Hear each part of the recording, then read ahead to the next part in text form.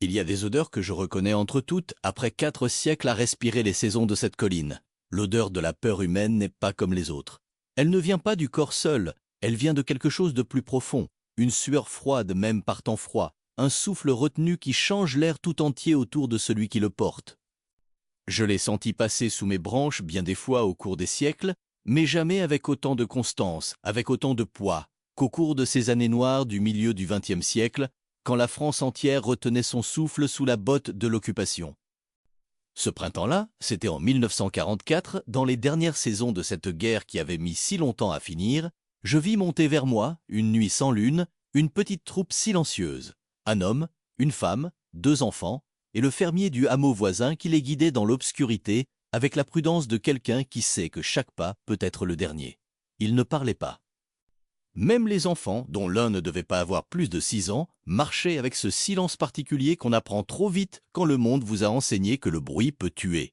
Je vais vous raconter, ce soir, ce que j'ai vu de cette famille, de ces mois où ils ont vécu cachés dans la grange, en contrebas de mes racines, et de ce qui est arrivé le jour où le silence n'a plus suffi à les protéger. Je ne vous cacherai rien de ce que j'ai vu, mais je ne vous donnerai pas non plus de détails que ma mémoire n'en garde avec certitude. Car même un chêne, aussi vieux soit-il, ne peut pas tout savoir de ce qui se passe derrière des portes closes, dans le secret des granges où l'on cache des vies entières. Pour comprendre cette histoire, il faut d'abord comprendre ce qu'était devenu ce pays que j'observe depuis si longtemps. La Dordogne, en ces années-là, n'était pas seulement une terre de fermes et de forêts silencieuses. Elle était devenue, en zone dite libre, puis après novembre 1942, occupée comme le reste du pays, une terre de résistance. Les collines et les forêts qui m'entourent avaient vu naître et grandir des maquis entiers, des hommes et des femmes qui refusaient l'ordre nouveau imposé par l'occupant et par ceux qui, en France même, choisissaient de collaborer avec lui. Le hameau au pied de ma colline, comme tant d'autres dans cette région, vivait alors dans une tension permanente. Il fallait nourrir les siens avec des cartes de rationnement qui ne suffisaient jamais. Il fallait se méfier des voisins dont on ne savait plus toujours de quel côté ils penchaient. Il fallait vivre avec la peur constante des contrôles, des dénonciations, des rafles qui pouvaient frapper n'importe où, n'importe quand. C'est dans ce contexte que le fermier dont je vous ai parlé, un homme robuste, taciturne, dont la ferme s'étendait juste en contrebas de ma colline, avait accepté, au péril de sa propre vie et de celle de toute sa famille, de cacher cette famille juive venue de la ville, fuyant les rafles qui s'intensifiaient à mesure que la guerre avançait vers sa fin, sans que personne ne sache encore, en ce temps-là, combien de mois il faudrait encore attendre. Je ne sais pas exactement comment ce contact s'était établi, peut-être par un réseau de résistance, peut-être par une connaissance commune, peut-être simplement par le bouche-à-oreille prudent qui reliait, dans ces années sombres, ceux qui voulaient aider à ceux qui avaient désespérément besoin d'être aidés. Ce que je sais, c'est que cette famille était arrivée un soir de mars, épuisée par un voyage que je devine avoir été long et dangereux, et que le fermier les avait installés dans le grenier de sa grange, un espace exigu, aménagé à la hâte, où ils allaient devoir vivre, non pas quelques jours, comme ils l'espéraient peut-être au début, mais plusieurs mois, dans un silence et une immobilité que je peine encore, moi qui ai vu tant de choses, à vraiment imaginer. Je ne pouvais pas voir bien sûr l'intérieur de cette grange, mes branches s'étendent loin, mais elles ne traversent pas les murs. Ce que je voyais, c'étaient les allées et venues prudentes autour du bâtiment. La fermière qui portait, chaque soir à la tombée de la nuit, un panier recouvert d'un linge vers la grange, sous prétexte de nourrir les bêtes. Le fermier qui vérifiait, avant chaque visite, qu'aucun voisin ne traînait dans les parages. Les enfants de la famille cachée qu'on laissait parfois sortir très brièvement tard le soir pour respirer un peu d'air libre dans la cour, toujours sous la surveillance attentive d'un adulte prêt à les faire rentrer au moindre bruit suspect. J'ai vu, certaines nuits d'été où la chaleur devait rendre l'atmosphère du grenier étouffante, une silhouette se glisser hors de la grange, très tard, quand tout le hameau dormait, pour monter jusqu'à mes branches et s'asseoir un moment dans l'air frais de la colline. Je crois que c'était le père de famille, le plus souvent, un homme d'une 40aine d'années, dont je ne connaissais pas le nom, mais dont je devinais, à sa posture, à la façon dont il levait parfois le visage vers les étoiles, qu'il avait été avant la guerre quelqu'un d'instruit, peut-être un professeur, peut-être un médecin, quelqu'un dont la vie avait eu un ordre et un sens que la guerre avait brutalement suspendu. Il ne restait jamais longtemps sous mes branches, le risque était trop grand, même la nuit, même dans le silence le plus complet. Mais je crois que ces quelques minutes volées à l'obscurité représentaient pour lui quelque chose d'essentiel, la possibilité, même brève, de ne plus être caché, de simplement exister à l'air libre, sous un ciel qui ne demandait rien, qui ne menaçait rien, qui était simplement là, comme il l'avait toujours été et comme il continuerait de l'être bien après que cette guerre soit terminée.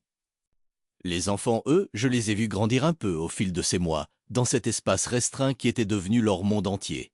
Je me souviens en particulier de la plus jeune, une petite fille dont l'âge devait avoisiner les 5 ou 6 ans, qui avait développé une habitude touchante.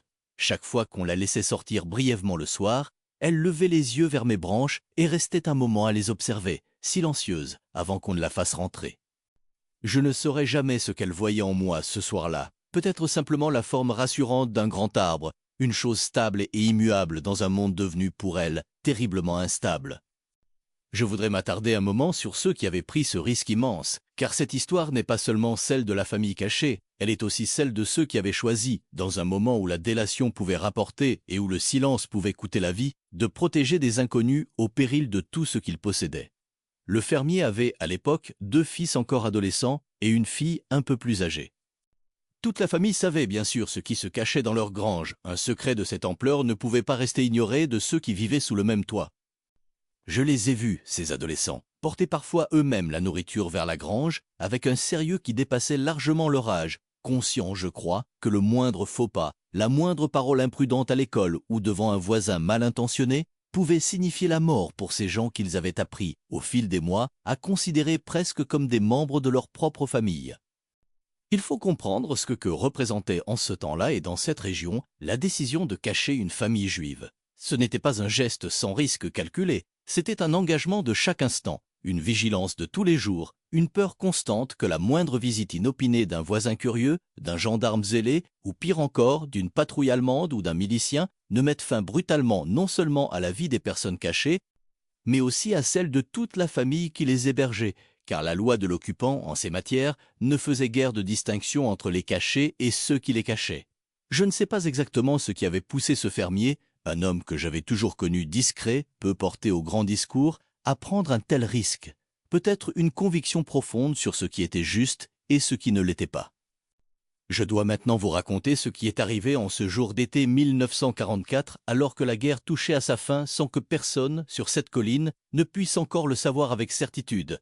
Les nouvelles du débarquement de juin avaient bien circulé, portées de bouche à oreille par ceux qui captaient clandestinement la radio de Londres, mais la région tout entière restait sous le contrôle de l'occupant et de ses auxiliaires, et les mois qui suivirent ce débarquement furent, dans plusieurs endroits de cette France encore occupée, parmi les plus violents de toute la guerre, à mesure que les troupes allemandes en retraite et leurs collaborateurs multipliaient les représailles. Ce jour-là, une voiture s'est arrêtée sur le chemin qui mène au hameau. Je l'ai entendu avant de la voir, ce bruit de moteur qui, en ces années, signifiait rarement une bonne nouvelle. Des hommes en sont descendus, je ne saurais dire avec certitude s'il s'agissait de soldats allemands, de membres de la milice française ou d'un mélange des deux, tant ces distinctions, vues depuis ma colline et à cette distance, se confondaient parfois dans la même menace uniforme. Ce que je peux vous dire, c'est qu'ils sont entrés dans le hameau avec l'assurance de ceux qui savent qu'ils cherchent quelque chose de précis, comme s'ils avaient été renseignés par avance. Je ne saurais jamais qui les avait informés. C'est peut-être la question la plus douloureuse que cette histoire laisse en suspens, et je ne prétendrai pas y répondre ce soir, car je n'en ai pas la certitude. Peut-être une dénonciation venue d'un voisin jaloux ou apeuré. Peut-être une imprudence, un mot de trop échangé par quelqu'un qui pensait pouvoir faire confiance. Peut-être simplement une fouille de routine qui, ce jour-là, n'a pas eu la chance de passer à côté de la vérité comme elle l'avait fait tant d'autres fois auparavant. Ce que je sais, c'est que les hommes se sont dirigés, avec une détermination qui ne laissait guère de place au doute, droit vers la ferme du fermier et droit vers sa grange. J'ai entendu, depuis ma colline, les cris qui ont suivi. Je n'entrerai pas dans le détail de ce qui s'est passé exactement à l'intérieur de la grange, car je ne l'ai pas vu directement et je refuse de vous inventer ce que je n'ai pas observé moi-même. Ce que j'ai vu, c'est la famille entière, le père, la mère, les 2 enfants, extraits de force du grenier où ils avaient survécu pendant des mois et poussés vers la voiture qui les attendait sur le chemin. Je les ai vus une dernière fois traverser la cour de la ferme, le père tenant fermement la main de sa plus jeune fille, le visage de la mère d'une pâleur que même la distance ne pouvait pas masquer. Je dois vous dire aussi ce qui est arrivé à ceux qui les avaient cachés, car leur sort fait partie intégrante de cette histoire. Et je ne voudrais pas vous laisser croire que le courage, en ces temps-là, était sans conséquence pour ceux qui le manifestaient. Le fermier a été arrêté avec la famille qui l'avait caché. J'ai vu, ce même jour, les soldats le pousser lui aussi vers la voiture, sous les cris étouffés de sa femme qu'on retenait de force pour qu'elle ne le suive pas. Je ne sais pas exactement ce qu'il est advenu de lui dans les semaines qui ont suivi. Le hameau, dans les jours qui suivirent cette arrestation, a vécu dans un silence pesant, chacun craignant que son propre foyer ne soit le prochain visité, chacun n'osant poser trop de questions de peur d'attirer l'attention sur lui-même. Ce que je sais, c'est que le fermier n'est jamais revenu vivre dans sa ferme après la libération, qui allait pourtant survenir dans cette région quelques semaines à peine après cette arrestation, trop tard, hélas, pour changer le sort de ceux qui avaient été emmenés ce jour d'été. Sa femme et ses enfants, eux, ont survécu à la guerre, restés sur la ferme malgré le deuil et l'incertitude, continuant à travailler la terre parce qu'il fallait bien continuer à vivre, même quand une partie de soi restait accrochée, pour toujours, à ce jour d'été où tout avait basculé. Je les ai vus, dans les années qui ont suivi la guerre, porter ce silence particulier de ceux qui ont perdu quelqu'un sans jamais obtenir toutes les réponses qu'ils auraient voulu sur les circonstances exactes de cette perte. Quant à la famille juive elle-même, je n'ai jamais su, avec certitude absolue, ce qu'il était advenu d'eux après ce jour où je les ai vus, pour la dernière fois, traverser la cour de la ferme vers la voiture qui les attendait. C'est là, je crois, une des vérités les plus difficiles à porter dans la mémoire de ces années-là. Tant de destins se sont interrompus, ce jour-là et tant d'autres jours semblables, sans que personne ne puisse en tenir le compte exact, sans que la terre elle-même, malgré toute sa mémoire, ne puisse toujours savoir ce qui s'est passé au bout du chemin, une fois que ceux qu'elle avait protégés avaient disparu au-delà de son regard. Je veux vous dire, avant de refermer cette histoire, ce qui est resté de cette famille sur cette colline longtemps après leur disparition. La grange elle-même a été reconstruite, des années plus tard, quand la ferme a changé de main, mais l'emplacement exact où se trouvait le grenier qui les avait abrités reste, encore aujourd'hui, marqué dans la mémoire de ceux qui connaissent l'histoire de ce lieu. Les descendants du fermier, restés dans la région, n'ont jamais oublié ce que leur grand-père avait fait, et certains d'entre eux, je les ai vus, dans les décennies qui ont suivi, revenir parfois se recueillir un moment près de l'emplacement de l'ancienne grange, en silence, sans jamais avoir besoin de grands mots pour exprimer ce que ce lieu représentait pour eux. Je pense souvent, dans le silence de mes nuits d'été, à cette petite fille qui levait les yeux vers mes branches chaque fois qu'on la laissait sortir brièvement à l'air libre. Je ne saurai jamais ce qu'il est advenu d'elle, si elle a survécu à ce qui a suivi son arrestation, ni si elle a pu, plus tard, dans une autre vie, se souvenir elle-même de cette colline et de ce grand arbre qu'elle observait depuis la cour de la ferme.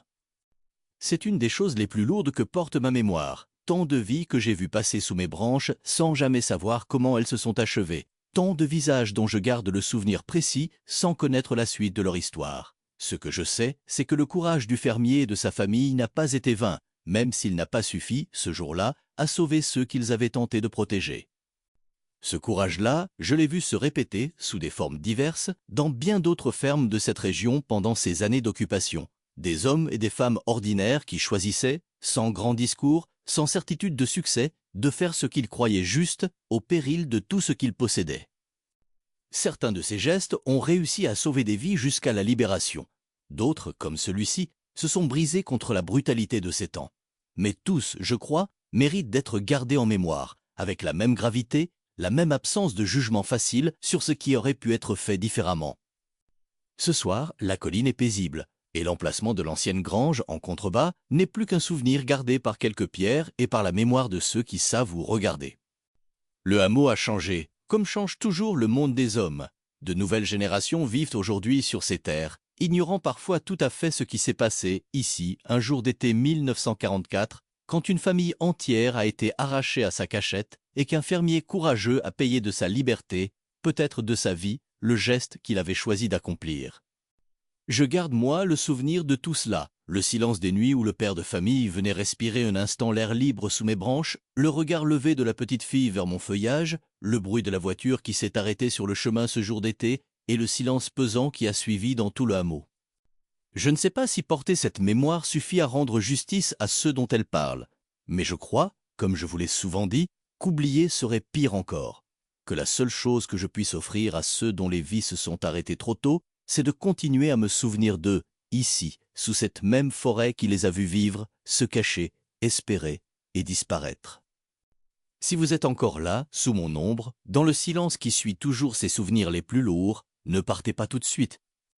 J'ai 400 ans de mémoire, et toutes ne sont pas de cette gravité, mais toutes, je crois, méritent d'être entendues, ne serait-ce que pour que ceux dont je vous parle ce soir ne disparaissent pas une seconde fois, effacés cette fois par l'oubli. Revenez demain. Abonnez-vous pour ne pas manquer le prochain souvenir, pour que cette mémoire continue de vivre un peu à travers vous.